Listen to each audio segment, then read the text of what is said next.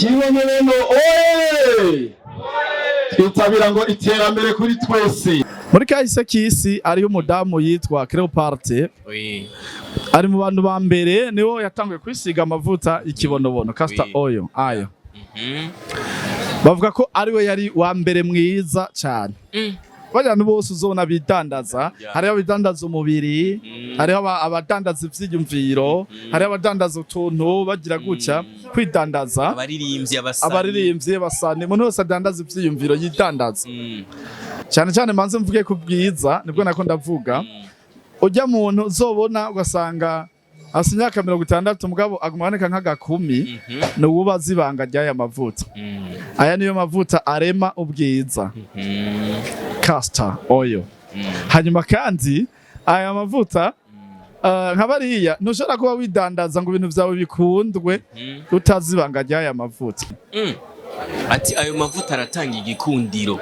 Kasanga umuririmbyi araje yandika neza azi imistari myiza araririmbye mugabo bikanka bakunda kubamwe kuca bajana ngo babereke muri filmaso n'ibindi oya umukoshi muta urabaho umukoshi kandi umudemu mwiza kabisa ari ngaho afise n'isuku muta aba muri quartier ari ngaho ariko imyaka ikamukwirirako adashobora kubona umupropoza n'umupropoje akaza amusaba gusa ko baryamana mugabo atantego afise yo kubaka. Nkunda kugendana n'abaririmbyi benshi abasani baroriro bande ngo barazimye ngo barumva ukuntu nkuko urumva nzoci ndababwira ati karibu ngaha anye kwa Mutama aguha amavuta castor oil mnyonyo kabisa. Kwa mtu ambaye yuko ananisikiliza kiwa Tanzania au mtu ambaye ametembelea Tanzania atakwambia nini mnyonyo. Nini maana ya mnyonyo? Maana ya mnyonyo. Hawa wafanya biashara wakubwa wale ndio ambao wanajua siri ya mnyonyo. KIBONOBONO OIL twitabira ngo iterambere kuri twese. KIBONOBONO OIL iterambere kuri twese. Uyu munsi turi mu Cibitoki twaje hano twaje kubabwira ibijanye n'igiterwa mwese muzi cy'ikibonobono kandi ngaho mu Cibitoke kirahaba cyane. Umugambi ukomeye cyane uriko urakorwa mu gihugu cyose mu ntara zose. Uno munsi rero haramukiwe Cibitoke mu gihe tumaze iminsi tugendagenda mu ntara za Ngozi, Muyinga, Kirundo, Cibitoke, Kirundo, Cankuzo n'ahandi hatari hake. Uno munsi haramukiwe Cibitoke kandi twaje kugira ngo tubasigurire mu buryo bwagutse aya makuru y'ikibonobono. Mwari mumaze igihe kinini muyumva muyabona ku mbuga ngurukana bumenyi kuri WhatsApp, mubibona kuri YouTube, mubibona kuri Facebook. Jewe uno munsi ndi hano nibaza abatari bake basanzwe bakoresha YouTube cyangwa bumviriza amaradiyo atandukanye, radiyo Muntu, radiyo y'Ingozi, radiyo CDN yo ngaha iwanyu, radiyo Muyinga, radiyo Indundi Culture, radiyo PJ Classic, radiyo Black FM. Ayo yose n'amaradiyo turiko turakorerako tumaze kuba tuko turakorerako mu gutambutsa ubu butumwa biciye mu giterwa kumbe nahora mubona mukengera cyane ariko uno munsi kigarutse ari giterwa gikomeye cyane twaje kubasigurira uno munsi mu Cibitoke. Ku mazina yanje nitwa David Tuyisabe batazira Kibonobono. Ndazi abamaze kubona cyane muramaze kumbona ku mbuga kuri YouTube zitandukanye turiko turavuga ibijanye n'uburimyi bw'igiterwa cy'ikibonobono. Twabitanguye araheze umwaka urenga mbere nahande mu Cibitoke twari tumaze kuba dufise abatari bake bamaze kwifatanya natwe muri no koperative KIBONOBONO OIL igiye kurima iki giterwa igiterwa njabukamazi nk'uko muriko muravyumva. N'akaryo keza rero ku muntu wese uyu n'umugambi w'abarundi, akaryo keza ushaka wese kwifatanya natwe. Ndasaba kugira ngo abafise akanya muze mwegere hano, turakeneye ko mutubaza ibibazo ku bijanye n'iki giterwa tuje kubabwira kugira ngo mukirime.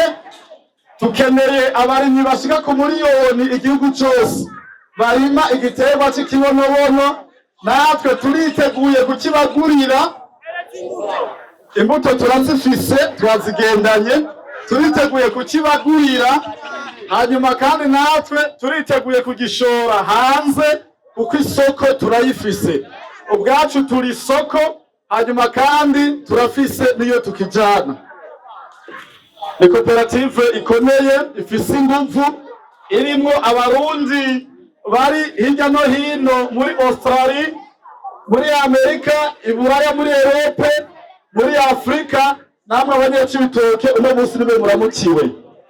Turabibwira abo turibo, turi abarimyi badandaza, nico gituma mubona turadandaza amasabune, turadandaza n'amavuta. Nibaza ko hano mu Cibitoke mukeneye cyane amavuta y'ikibonobono, mwoba mwari muyazi, ariko no munsi ndakeneye yuko muyamenya.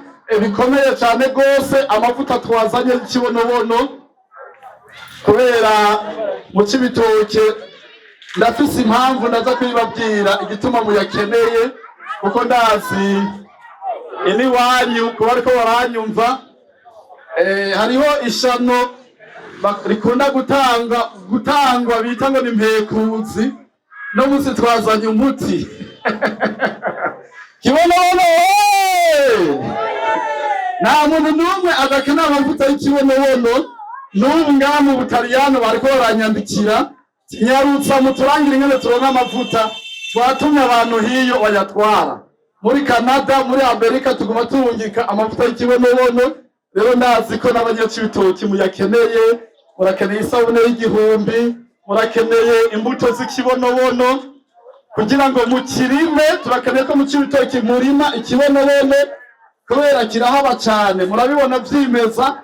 Ariko no munsi turakeneye yuko mu Cibitoke ikibonobono kirimwa. Shimire abamaze kuza kwicara, shimire n'abariko baratwumviriza.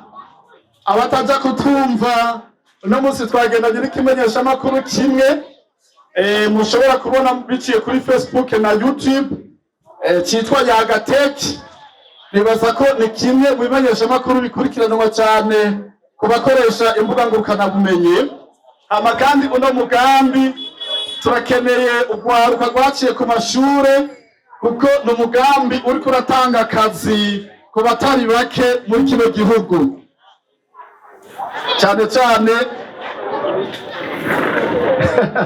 Uze ngo hadubeshe, ni umugambi uriko uratanga akazi ku batari bake, kandi tubanje no kubasinyisha kontra, amasezerano y'akazi, kugira ngo tubereke ko ivyo turimwo turi seriye. Ndazi ari abantu bakuze ngaha barazi amateka y'ikibonobono, kuko ikibonobono cararimwe kuva kera ku bazungu. Uwazanye ikawa, umuzungu yazanye ikawa, niwe yazanye n'ikibonobono citwa hise castor mu Congereza. Abakoresha abazi gukoresha Google murashobora kuciba muba muraraba, canke mwandike uko nyene, mwandike ikibonobono, muraja kubona amavideo y'abanyarwanda asigura ikibonobono, ingene ushobora gukoresha ikibonobono mu kwirinda ikintu cose citwa uburozi. Kibonobono ku mazina yanje rero nitwa David Tuyisabe. Ubwa mbere turashimiye Imana yo mw'ijuru yo yaduhaye iyerekwa ryo kuzanira iki giterwa kidasanzwe abarundi. Igiterwa gushika uno munsi gifatwa nka zahabu, yerera hejuru canke yamira hejuru. Ni igiterwa kizimvye. Ejo aho bukera abazorima ikibonobono muzobona yuko ikiro kigugwa gusumba umuceri, ibiharage n'ibindi vyose birimwa hano. Turafise imbuto mbe ndabigira ko ukeneye kwifatanya natwe no kurima aca agira ko mu kanya abo twari kumwe tuvuye mu rugombo nariko ndabereka hano mu Cibitoke ariho umuntu twazaranye w'umunyamerika yaguze hajya hirya hegitari nibagiye kumubaza ko yamaze gutera ikibonobono yahaguze kugira ngo ateremwo iki giterwa cy'ikibonobono. Tuko turarima amahegitari atari make hano mu ntara ya Cibitoke turi. Hariho uwundi munyamerika umwe uyu mugambi yari yambwiye yuko muri uku kwa mbere nyene atangura kurima imugwi kuko yariko ararimira muri Uganda yaramaze kurima ihegitari zishika kuri 20. Hano rero dukeneye namwe mu kirime tugishimira Imana rero yo yatumye dushika hano mu Cibitoke. Turashimiye n'uburongozi bw'intara ya Cibitoke ko bwaduhaye uruhusha. Turashimiye n'uburongozi bwa komine ya Cibitoke twari tuvuye hano kubamenyesha yuko twaje hano nibo baduhaye kino kibanza. Turashimiye kandi uburongozi bw'isoko bwadutije aho dukorera. Turangize dushimira rero namwe mwaje kutwumviriza kugira ngo tubabwire abo turibo n'ico tugamije. Nababwiye uko nitwa mpagarariye umuryango munini cyane gushika ubu turarenza abanywanyi 1000. Twifuza ko abanyacibitoki mwese n'abari kure ndabivuga ndi ngaho kuko abandi baraza kubibona ko namwe muba muri no mugambi kandi hari abamaze kutwakira. Mwari maze iminsi kuva kuri ino ndwi muriko murumva amatangazo aca kuri radio yanyu ya CDN. Mwarumvise ikiganiro cabaye hirya y'ejo gisigura ibijanye n'uburimyi bw'ikibonobono. Twaje kubahamagarira ngo mwijukire mufatanye n'abanyengozi, abanyamuyinga, abanyacankuzo, abanyagitega, abanyakayanza, abanyamakamba n'abandi benshi batari bake. Kandi ngaho iwanyu mu Cibitoke ndifuza yuko turonka imirima myinshi cyane y'ikibonobono. Sanze mwatanguye ari byo ntumvise ariko narebye ku gicapo kubera nakoze muri OBPye. Okay. Sanga icyo giterwa ndagifise mu gitabo. Hanyuma rero sanzwe ndarikizi ko ubuhinga nk'abyo wavuze ubuvuzi kiravura. Okay. Kera jewe nkiri umwana hitangura ishuri 35 amapetroli yarahari. Okay. Iwacu byari bihari bigwiriye. Iwacu ni mabaye. Okay. Byari biriho mu bitoke byinshi. Inuma zikaza kubijya. Inuma sinzi ko muzizi byari. Yego zirayibangamira. Zirayibangamira cyane. Usamaye usanga zabimaze. Hama rero papa kubera yakora n'ababirigi yaratweretse ibanga. Turagenda kwatora inzobete zaco zumye zakorotse tukazikura ko ukekorose. Twaje dutunga ku gati. Hama nivyo twigirako ziraka turacana tukadomeka biraka nk'ipetroli. Nivyo twigirako no kurya nivyo twamurekesha ko nta matara yarahari. Cyo rero kirina kamaro nshaka ndana ko oriente aho zogisanga imabaye. Okay. Umutumba wa Kibande amuzo tugenda ku mutumba mukoma mu gacimbiri iwacu. Wigishe bazokwakira neza ahubwo iterambere yije cyaje mu mbabarire murakoze. Urakoze cyane ntabwo shaje mumbe inomero zanyu. Nifuza ko mu inomero zanyu. Urakoze cyane turaziguha nta kibazo. Ego enge turabe ko bagiye mukurikirana. Bitoro biva mu giterwa cy'ikibonobono ngo biratwara indege. Bimwe bitwara ngo benzine.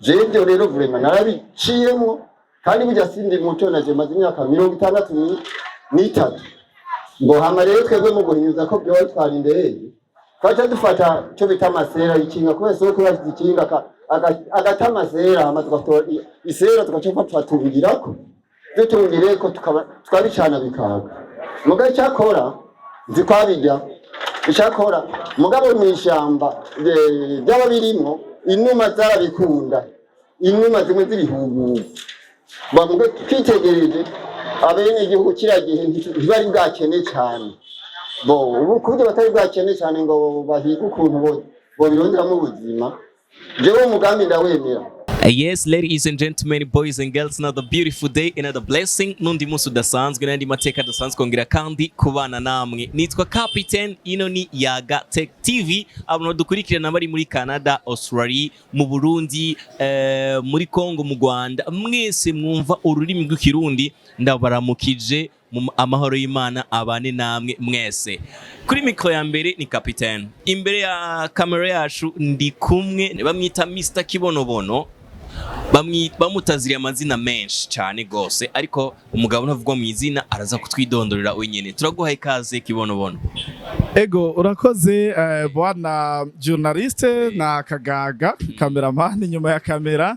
Ndaramukije abariko baradukurikirana kuri Yagatechtv.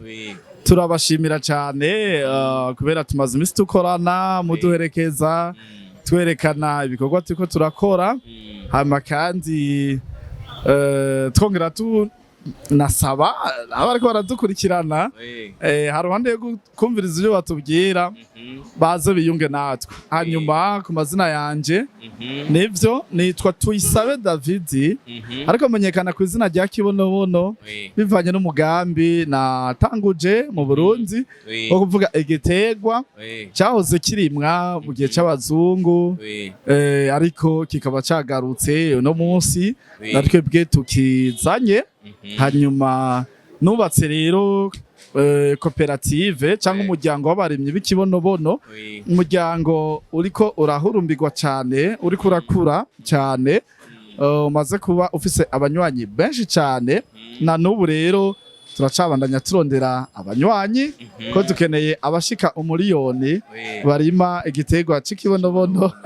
Rero no munsi tukaba twaramutse tugendeye mu ntara ya Cibitoki, turi mu Cibitoki kuri centre. Twaje twaciye kwa Mustanteri twari twasavye uruhusha turemerewe gukorera mu Cibitoki ariko tuje mu bikorwa nk'ibi byasaba yuko tubanza guca hariya tubabwira ati twaje rero. Ego rero tuno mustori ngaha turiteguye kwishira ku bibazo vyanyu. Imbere yuko dutangura ikigeno cacu canke ibibazo bivanye n'abantu kuntu bari benshi bitabiriye baraza gucisha amasanamu kuntu abantu bari benshi bitabiriye igikorwa cuno munsi ibibazo vyari byinshi ariko premièrement ndifuza kumenya ikibonobono ni iki? Ikibonobono ni giti. Ni giti cyazanywe n'abazungu aho iwacu tukizi kimera abazungu aribo batanguye kukirima ariko kandi gisanzwe kwirimwa hirya no hino ku isi. Hanyuma rero cyane bava ari giti nk'ibindi ariko ni giti gushika no mwanya hariho abacita ngo ni main de Dieu, ngo ni ukuboko kw'Imana, abandi bakacita ngo ni zahabu bivanye n'akamaro gifitiye abantu muri rusange. Ego nico kibonobono. Of course. Igiti cy'ikibonobono tugishobora kugikuramwo iki niki niki? Ni byinshi ariko mbabarire je mvuge bibiri gusa. Reka mvuge ko kivamwo amavuta kikongera kandi kikavamwo kumbure na ifumbire. Amavuta cyane cyane n'ifumbire kuko amavuta yo acakogwamwo ibindi bintu byinshi ariko hakuru nkatwebwe tukirima turonderamwo ayo mavuta n'ifumbire. Twumvise uguhimiriza abene gihugu gutera ikibonobono, eka n'imbuto nazibonye wagerageje kuzereka abene gihugu. Kuki turiko turahimiriza abene gihugu gutera ikibonobono?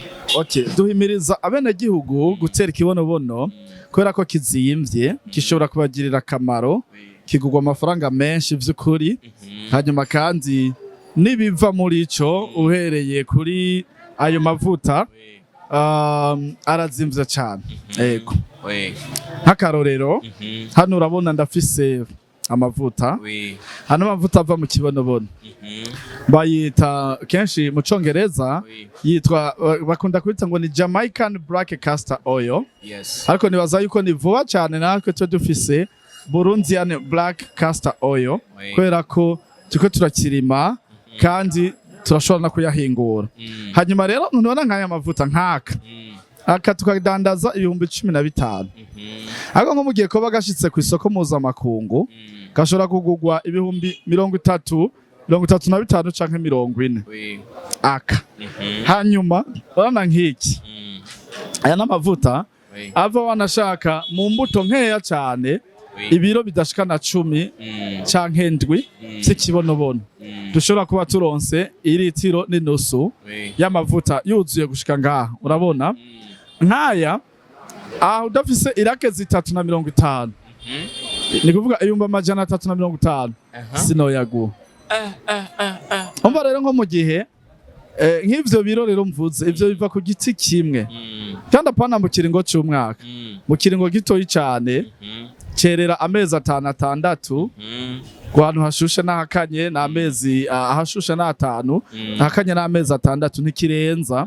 aha twari mu Cibitoki mwabonye umukurambere yatubwiye ati iwacu Ingozi vyerera ku mezi 6 rero numva muri ayo mezi umva ko tuba dushoboye kuronka amavuta ibiro dushobora gukuramwo amafaranga angana gutyo hanyuma kandi ikindi kintu nakamaro ayo mavuta amazi ku mubiri w'umuntu bo ni vyinshi kubera hariho ibikora ku buvuzi mugabo mbabari no musi jewe mvuge kubibaye yego cyane muri kahise kisi ariho umudamu yitwa Cleopatre ari mu bantu ba mbere niwo yatanguye kwisiga amavuta ikibonobono castor oil ayo bavuga ko ariwe yari wa mbere mwiza cyane hanyuma kuva ntanguye kuvuga ikibonobono nararonse abantu benshi baba hanze barambwira ati Imana guhezagire kubuzanye ico kibonobono nga mu Burundi kwera abarundi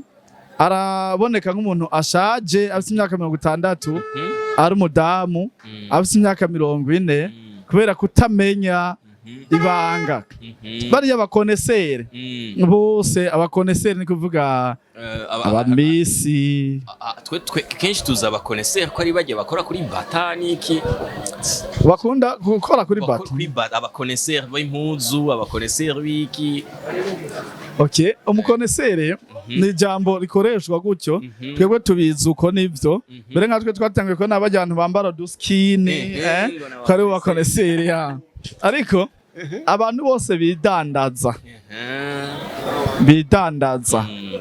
hariho kwidandaza ngo ugasanga umuntu arakora ibiganiro nko kuri TikTok ugasanga abantu bose uzona bidandaza hariho abidandaza umubiri hariho abadandaza ivyiyumviro hariho abadandaza utuntu bagira gutya kwidandaza abaririmbyi abasane umuntu wese adandaza ivyiyumviro yidandaza bajya mubona batera imbere cyane gose canke babumvirizwa cyane manze mvuge ku bwiza nibwo nako ndavuga ujya muntu uzobona ugasanga hasi imyaka 60 mugabo agumaboneka nk'agakumi ni uwubaza ibanga ry'aya mavuta aya niyo mavuta arema ubwiza castor oil hanyuma kandi aya mavuta nkabariya ntushobora kuba widandaza ngo ibintu byawe bikundwe utazibanga ry'aya mavuta bayakora rero mu kugira ico no kwita beauté physique ubwiza mu buryo bugaragara no gukundwa kubera wisiga no mavuta nta ico no kwita igikundiro ikintu twita igikundiro ni kirundi ico obo gifise cyose ati ayo mavuta aratanga igikundiro igihushane c'igikundiro canke igituma umuntu atagira igikundiro nuko asa umukoshi canke inyatsi ivyo rero navyo kugira ngo umuntu agire umukoshi umaze kuba ufise umukoshi ntibashobora gukunda nta kantu wogira ngo bagakunde ni udandaza ngo bagukunde abantu baraguhura rero bijya bivuga ngo vyo guhugwa n'abantu nubwo abantu babiharira hari igihe umuntu ashobora kuba ariko aravuga ikintu bantu bose ngo niruveho mugabo n'undi muntu araje avuze akantu gatoya gusa abantu bose bagatwengera rimwe kasanga umuririmbyi araje yandika neza azi imistari myiza araririmbye mugabo bikanka bakunda kubamwe kuca bajana ngo babereke muri filmason n'ibindi oya umukoshi muta urabaho umukoshi kandi umudemu mwiza kabisa ari ngaho afise n'isuku muta aba muri quartier ari ngaho ariko imyaka ikamukwirirako adashobora kubona umupropoza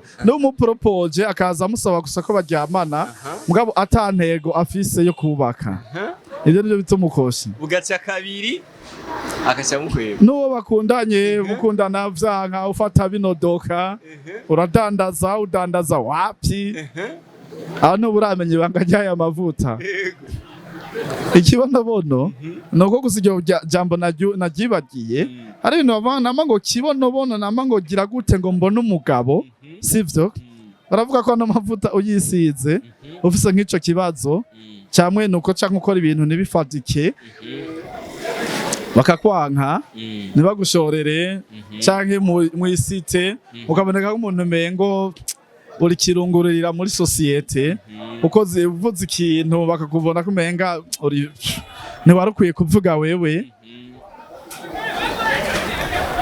genda kuri Google n'abazungu baravyanditse rero iwacu mu karere ariho nk'ibintu bavuga nk'igihe rero nk'ivyo bintu rero biba biva ngo ku burozi kuko uburozi n'ibitabo vya kera biravuga ko abarozi babaho bavuga rero ko ubu niwo muti rero w'ivyo bintu n'umukinyi yajya mu kwinjira mu kibuga turashobora kubona agizuku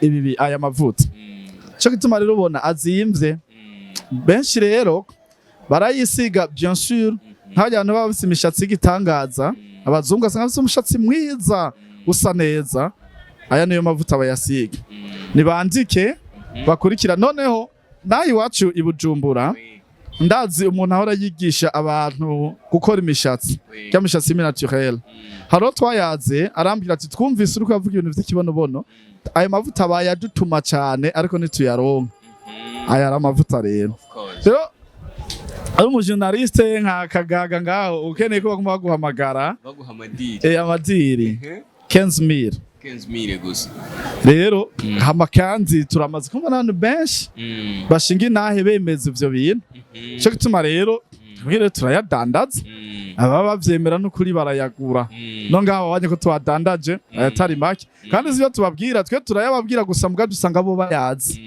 bayazi rero bari muri Canada Amerika hehe baguma bayatumako tuma tuyarungika na rero cha duhera tuvuga abarundi ugwaruka zana 6,000 tuteranye tube benshi tubaye muri yoni tugatanga 6,000 ni miliyari zitandatu cha turi mikibonobono cha tugura machine cha duhingura tuzosubira rero kudandaza 10,000 abo cha duhindura icupa duce dushora hanze baduhe amafaranga ko twico tuba twikenereye n'amafaranga vyo navuga kuri ayo mavuta uretse ko iyo dukanye bijya bisigaye no kuri n'ifumbire kandi zimvye cyane ni mugambi rero tuko turahamagarira abarundi mbere ngo ndababwire yuko ayo mavuta muri kibonobono oil arahari 15,000 nivyo batubwira kandi ibyo twasomye kuri Google ubure natwe tubivuga uko ababa bayaza bakaca baza bariruka kuyagura ariko hari n'abayagura kugira imishatsi yabo bajya ikikagurika ibe myiza hari n'abayagura bakeneye indevu ubwanwa buse neza hari n'abayagura cyane tuzozana abadokiteri tweje by'ubuvuzi sindavyinjiramo cyane cyo tumumva ndabivuga gake ariko benshi bayakoresha muri ubwo buryo turiko ari yabo turiko turavugana banyemereye ko bashobora kuza gusigurira abarundi kandi bavuye hanze babereka ingene bashobora gukoresha no mavuta kugira ngo abantu bareke kuza barasaza kare cyangwa bareke kwama baja babopera ibivyimba mu nda kubera kutamenya ingene bashobora kugira lavement boge ubucafu uva mu nda kubwaya mavuta umbye ikintu gikomeshane gitumye niyumvira ati hari ibintu byinshi bavuga ati ngo burya baramuroze turakunze kuvyumva hirya nino kuko wambwiye ati aya mavuta uyisize uba witandukanije n'ibintu byose by'uburozi uti inyenyeri yawe iraka uraririmba neza kuma by'imyeru wewe urabizi ndavyumva uko nyene barakumva neza abantu ijwi bararitahura none mbe nk'abaririmbyi ariho nk'abaririmbyi ko nkunda kugendana n'abaririmbyi benshi abasani baroriro bande ngo barazimye ngo barumva ukuntu nkuko urumva nzoci ndababwira ati karibu ngaha anye kwa Mutama aguha amavuta bo gusa je ndumurimyi w'ikibonobono ntabwo ndumuganga wa kiesi yo muganga wa kenyeji ntabwo ndumuvuzi gusa je mvuga ivyo nasomye ivyo mbona biriya vyo kuzima mu kirundi bavuga ngo uvumwa na benshi ugatota biva ku mpamvu nyinshi amashari abantu bakugirira inzigo ivyo rero biragenda bikazimya inyenyeri yawe ibindi ko ndavuga nk'abakizwa benshi bakoresha amavuta ya elayo ariko nama ndakubwire bavuga yuko aya ivyo elayo ikora mu gukora ivyo bintu aya ayakora ngira ngo ibikora ungira ugwije gatatu rero biriya bintu ivyo vy'uburozi biravugwa ko twebwe nkaje navukiye ahantu biri cyane ariko nimba bihari birafise umuti ababire rero baba bitahura avuga tuzi kibonobono tinaho usiga gusaya ku muryango cyangwa ukaba uyafise mu nzu naba gutera uburozi umeze gute ivyo ravye nyenyeri kenshi tuvyumva Tanzania no muri Kenya nibo rero wabazi akamaro siri ya mnyonyo haya tuita mnyonyo kwa Kiswahili castor oil mnyonyo kabisa kwa mtu ambaye yuko ananisikiliza akiwa Tanzania au mtu ambaye ametembelea Tanzania atakwambia nini mnyonyo nini maana ya mnyonyo maana ya mnyonyo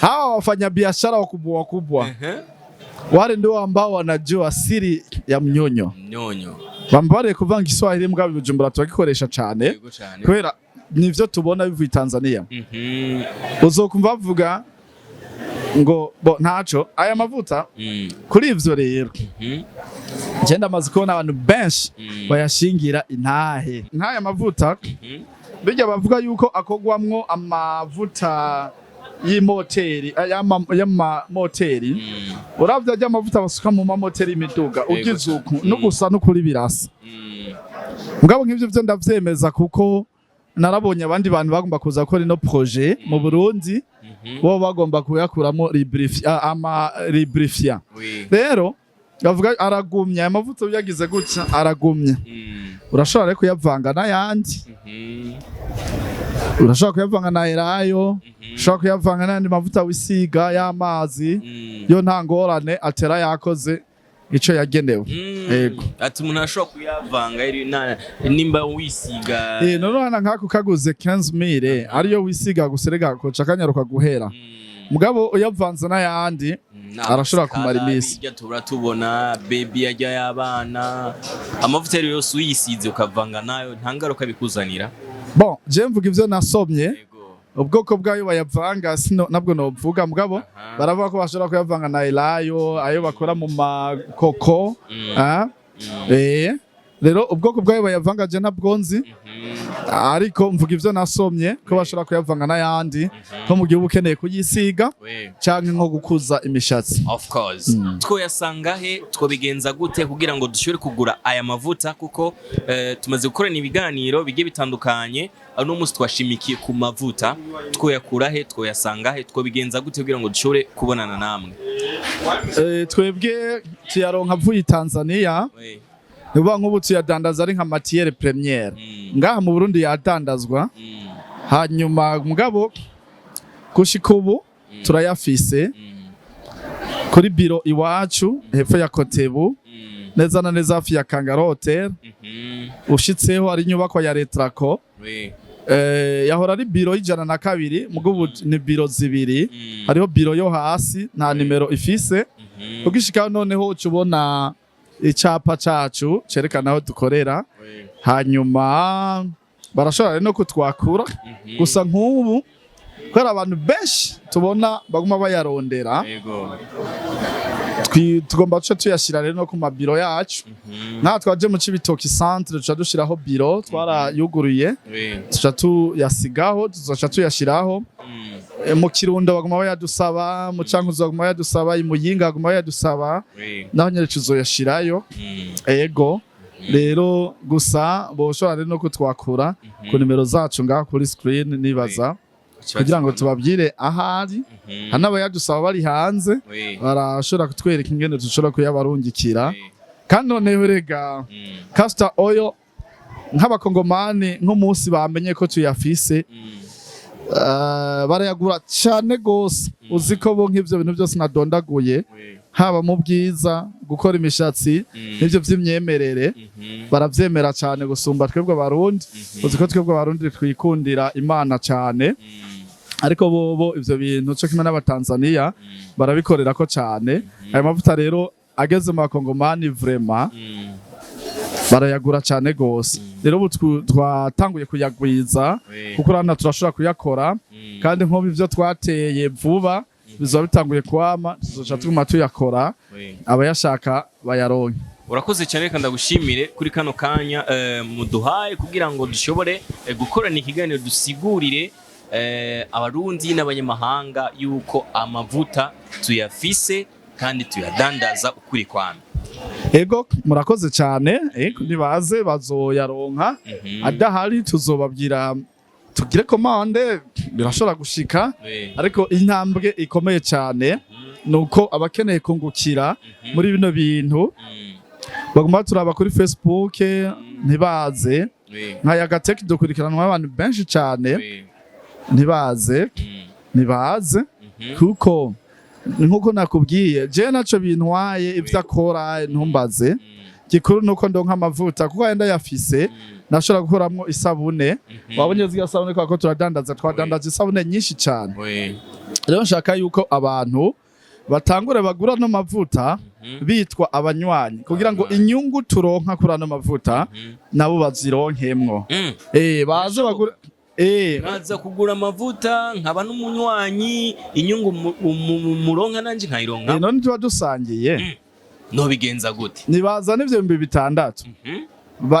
baje muri koperative dusangire ibyo tuzokora byose inyungu tuzogabura twisunze ayo umuntu yashizemwo icyo tuzokora cyose nta kintu na kimwe kizana amahera n'abantu miliyoni twokoranira ubusa n'imiceri n'ibiharage n'ibiki byose tuzoba tubidandaza urumva mugabo twishorere twebwe nyene haruhande yuko uguze isabune ugiye kuyikoresha kare wari kubuyiguze kuri boutique inyungu ikaja mu mufuko uri ya mwene boutique ariko ubu ngubu umaze kuburi kumwe natwe gura isabune ugenda uyikoreshe inyungu zibe zinjiye mu mufuko wawe kubera turasangiye nivyo vyonyene 600 vyonyene ubu ugiye kuvuga ngo ugende gukora gushinga izine ikora isabune munsi y'imiliyoni 10 niburi niwokora nakajya utwo twita utumini savoneri mwatwe duhamagariye abarundi badafise ubushobozi bwo gushinga ihinguriro cyangwa badafise ubushobozi bwo kurima amahegitari y'ikibonobono cyangwa badafise ubushobozi ejo bwo kuba bokora ibintu binini nibaza bifatanye n'abashoboye dukorere hamwe izo nyungu twebwe tuzoronka nabo bazozironkeko cyane bizogirira akamaro abana babo n'abazobakomokako. Murakoze cyane Imana ibahezagire. Namwe Imana ibahezagire cyane. Dushimire n'abamaze kudushigikira n'abagiye kwiyunga natwe. Turiko turakira abanywanyi gushika itarike 14 z'ukwezi kwa gatanu z'ukwezi kwa kane uyu mwaka nyene dukeneye abanywanyi bashika ku miliyoni kandi turabarembeje dukwije igitigiri nta muntu n'umwe tuzosubira kwakira. Ego murakoze. Merci beaucoup murakoze cyane. Naam.